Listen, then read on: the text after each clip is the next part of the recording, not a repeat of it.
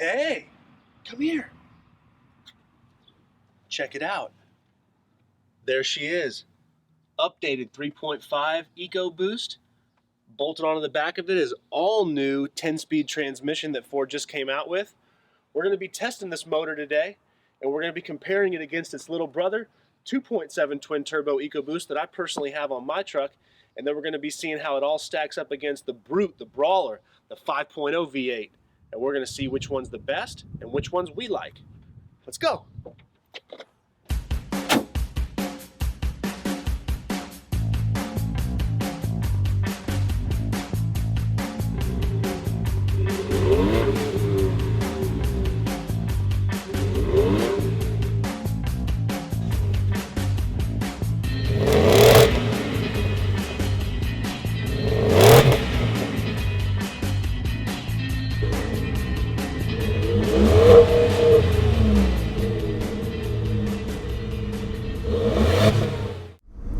Alright, welcome to Real Talk Auto Reviews.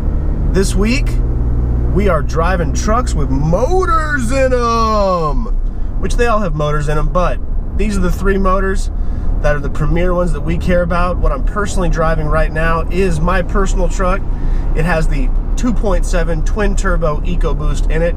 It's my personal favorite motor. It's why I bought it. Let's get the specs out of the way. Makes 325 horsepower, 375 pound-feet of torque. What I personally like about this motor is it gets great gas mileage, but it's the power that I like the most. To me, it's the fastest to 100 feet in all of these trucks, and we are going to be doing some comparisons on that. But for the most part, I bought this vehicle, particularly this truck with this motor combination, because I like it the best. All right, so here we are, going 55, twin turbo 2.7 Ecoboost. If I floor it,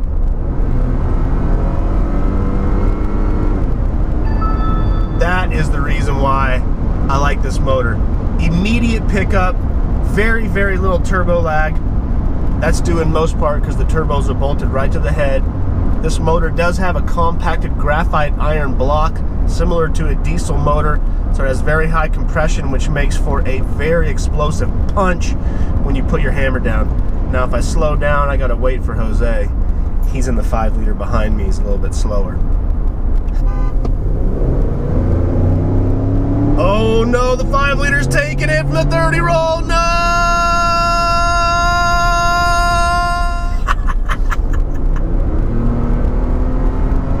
Hey guys, Jose here, Real Talk Auto Reviews, driving the 5.0 in a 2017 King Ranch F150. Now, the F150 King Ranch is not really my style, because let's be honest, I'm about as country as Luke Bryan. But I do like this truck. It's a gorgeous truck. It would actually be my pick over the Platinum, if I have to be honest. But today, we're focusing on the 5.0. What I really like about this motor, 385 horsepower, 387 foot-pounds of torque. It's that happy medium between the 2.7 and the 3.5. This motor is tried and true. There are people that are diehard V8 guys, and I can see why. This motor is great, towing up to 11,100 pounds, and it's just a great throwback, old school feel in the new trucks. And, you know, with the V8s, you've got good mid-range power. It kind of flattens out at the top, unlike the 3.5, which just keeps pulling. But where it has the advantage, in my opinion, is that mid-throttle, you know, highway driving speed. It just does what you want it to do. So that's what I really enjoy, is the fact that it's just a good compromise. It's easy to drive. It does what you want. You really are connected with your foot to this thing, and it just does a great job in towing as well, in my opinion. Does it have the towing capacity of the 3.5? Obviously not, because it doesn't have the turbochargers. But what it does do, in my opinion, it's got that. If you're towing around town, I feel like the 5.0 does just a hair better. It doesn't.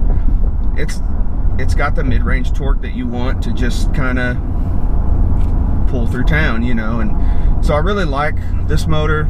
It's, you know, fuel economy is comparable to the 3.5, if I'm honest. A lot of people expect the 3.5 to be a lot better, but it's not. This one in the 3.5, now, again, I'm comparing it to the 2016 and older 3.5. The new 3.5 with the 10-speed is going to be better because of auto start-stop. But if you're comparing the 5.0 to the predecessor, like someone coming out of a 3.5 EcoBoost in their 2011 or 12 or 13, and you're looking at the 5.0, this motor will get comparable gas mileage. It really will. And that's what I like about it. Ford's done a great job getting fuel economy out of this V8 with the variable cam timing. Power delivery is awesome. I really do enjoy driving this truck. Yeah, all right, here we are, Ruben and Jose, Real Talk Auto Reviews. We are driving right now the Gen 2 3.5 EcoBoost with the all-new 10-speed transmission, and I just got done driving it. Now he's driving it. We have driven it before, and we gotta say, absolutely love it. I love it. Love it. 48 miles an hour, 10th gear. It's insane. Jose, hit him with the specs. So, 375 horsepower, 470 foot-pounds of torque. It is the highest torque of any motor available in a half-ton right now, which is awesome. Say those numbers again. 375, 470. Oh! Yeah. What I love is from 10th to 4th. No problem. Just does it. Oh, but it seems like the shifts are so much faster and cleaner. And you can feel the difference in gear ratio, the length of the gear. Mm-hmm. You can definitely tell that, because before, just admit it, 3.5 EcoBoost first gear was kind of a dog. Now, with this 10-speed, problem solved. This thing will just go and go. That sounds good. You know, the 2.7's obviously the sprint king of all of our motor options, but I think this one can give the 2.7 a run. New for this motor, which wasn't on the 16 model, 3.5 twin turbo EcoBoost with the 10-speed transmission is going to come with the auto stop start. It's also Ford's most expensive motor as far as what you can put on a vehicle. So you're definitely paying for what you're getting. So yeah, I mean, I think it's a $2,000 option for this motor. It's $1,200 for the 5.0, $900 for the 2.7. So this one, we're in the Platinum. This one happens to be the 701A. It's got lane keep, adaptive cruise, massaging seats, the whole nine, and you know, but we're not focusing on that. We're focusing on the powertrains, just because people ask us so many questions regarding, you know, oh, I'm coming out of my 2009 F150 with the 5.4. I like the V8, which is fine. Yeah, we still have that V8 option for you. And the V8 has its place. Like I was saying, it's a good compromise between the 2.7 and the 3.5. I think the 5.0 is that good middle of the road option for anyone. But to say that it's better than either option, I don't think any of these motors are better than the other. It's about which motor's right for you. Yeah, I mean, the 2.7's the fuel economy king, and up until this transmission, it was the quickest and had the most punch within city driving. But now, you know, I think the fuel economy is going to be better, especially with this auto start stop in the city. I don't know that the highway will be much different. So real talk, we've driven all three motors today, which we've driven in the past, but for the people at home, which one do you personally like the best? For me, if I'm coming into a 2017, I'm gonna get the 3.5 with the 10-speed. And that's not because of the 3.5, it's because of the 10-speed. Mm-hmm. I love this transmission. It just does what you want it to do. Well, you don't feel any shifts. Yeah, I mean... Now, why is that? What does it have? What were you telling me yesterday? It's got selective what? It'll skip gears. It'll go 1, 3, 5, 7, 8, 9, 10. It'll do... I don't want to call it... They call it selective range, but they call that on the same... with the 6 speeds. But it's going to find the optimal gear that you want for fuel economy and power delivery based on, of course, how much throttle you're putting into it. But the other thing about this transmission, super low viscosity transmission fluid and the low friction clutches, I think, is what's making the big difference with this transmission. Plus, you have 10 gears. All the ratios can be closer, which means when one leads into the next, it's just a smoother transition of power.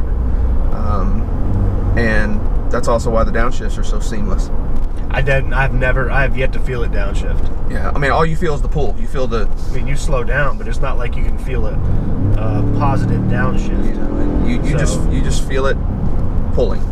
You don't feel the hesitation or a clunking into a downshift. It just does what you want.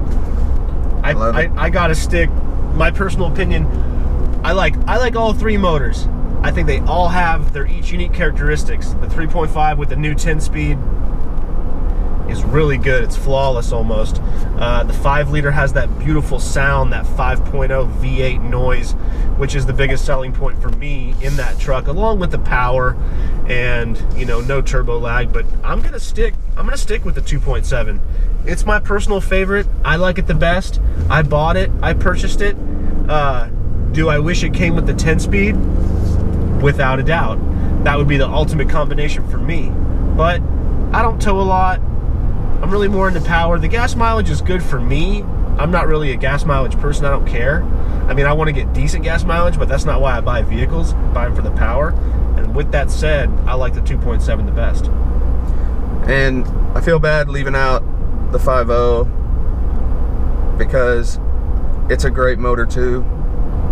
And I think it will always, you know, so many people, there's so many rumors that it's going away, but that motor's too good to get rid of. Ford's gotten it to be almost as fuel efficient as a 3.5 EcoBoost, and it just doesn't. More horsepower. Yeah. More power, and it's that motor that, besides being the compromise, it's the motor that just has the traditional truck feeling.